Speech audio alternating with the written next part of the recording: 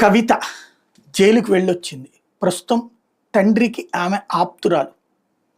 కేటీఆర్ ఒకవైపున పార్టీ నడిపిస్తున్నాడు, ప్రభుత్వాన్ని నడిపిస్తున్నాడు. ఇదివరకు ప్రభుత్వాన్ని కేసీఆర్ పేరుతో కేటీఆరే నడిపించాడు. ఇప్పుడు ప్రతిపక్ష పాత్ర కూడా తండ్రి పేరుతో తనే నడిపిస్తున్నాడు. అట్ ద సేమ్ టైం ఈ మధ్యన పెద్ద ఎత్తున కవిత తన కార్యకలాపాలు చేసుకొస్తున్నారు. ఇద్దరూ కలిసి చేయట్లేదు. అన్నా చెల్లెళ్ళు ఇద్దరు బావా బామరుదులు కలిసి చేస్తున్నారు, కానీ అన్నా చెల్లెళ్ళు కలిసి చేయట్లేదు. తద్వారా సంథింగ్ ఒక గ్యాప్.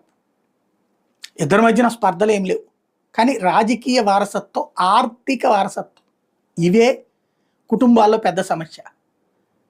అన్నా చెల్లెళ్ళు ఇద్దరి మధ్యన ఇక్కడ ఏం జరిగింది? వైఎస్ఆర్ కాంగ్రెస్ పార్టీలో ఆస్తి వివాదం. ఇప్పుడు మరి కేసీఆర్ వీళ్ళిద్దరికి ఆస్తి